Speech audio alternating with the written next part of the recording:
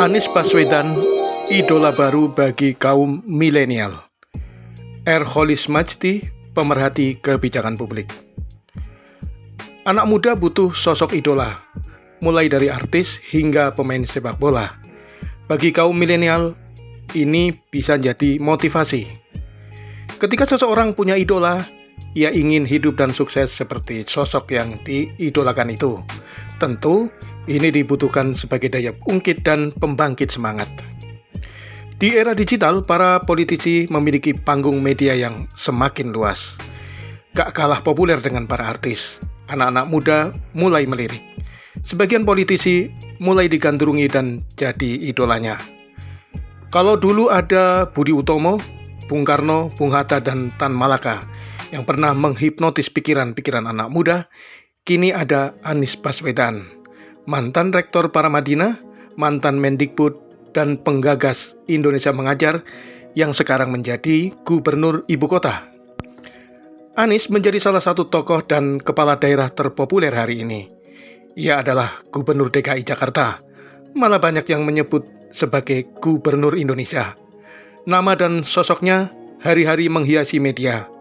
Publik termasuk kelompok milenial melihat, membaca dan menilai, lalu tertarik dan terpengaruh oleh pikirannya, kemudian mengidolakannya. Ada pergeseran positif dari cara kaum milenial yang hanya mengidolakan fisik dan penampilan, bergeser ke idola berbasis gagasan dan kecerdasan. Ini tugas orang tua, agamawan, dan akademisi untuk terus menyuburkannya. Dengan pergeseran ini, kita berharap Indonesia akan diisi oleh anak-anak muda yang punya masa depan cemerlang.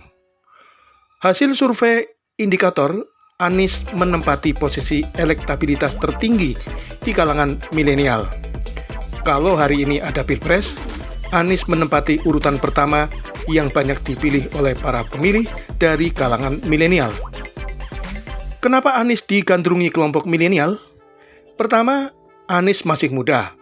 Dengan berpenampilan muda, anak muda lebih sreg dan cocok jika dipimpin tokoh muda dan berpenampilan muda.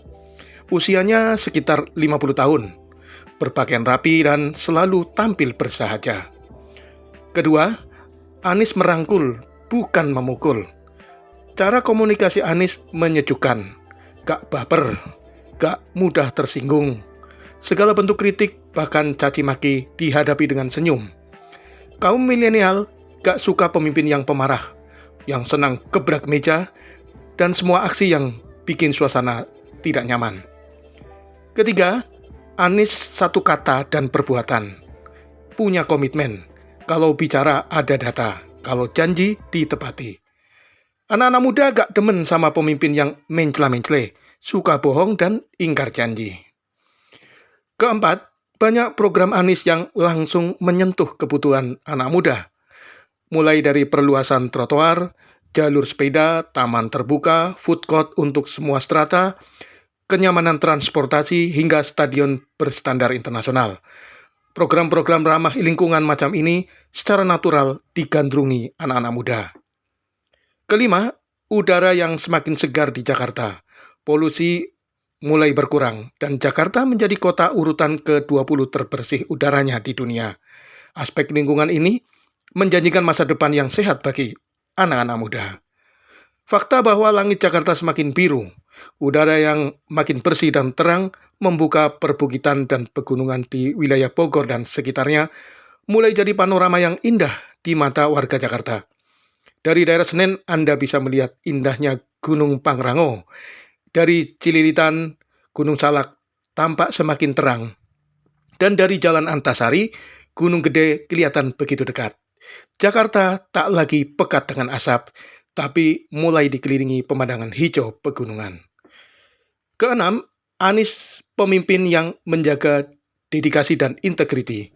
Meski banyak fitnah dan tuduhan macam-macam, segala upaya menjatuhkan nama baik Anies justru menaikkan gelombang empati dan simpati publik, terutama kaum milenial. Di tengah para pejabat yang mayoritas korup dan rakus, cucu pahlawan Abdurrahman Baswedan ini hadir dengan mengikuti jejak integritas dan kepahlawanan kakeknya. Inilah jiwa dan spirit anak muda yang sesungguhnya tidak terkontaminasi. Sebuah tren anak muda masa kini punya kemandirian dan kedaulatan diri.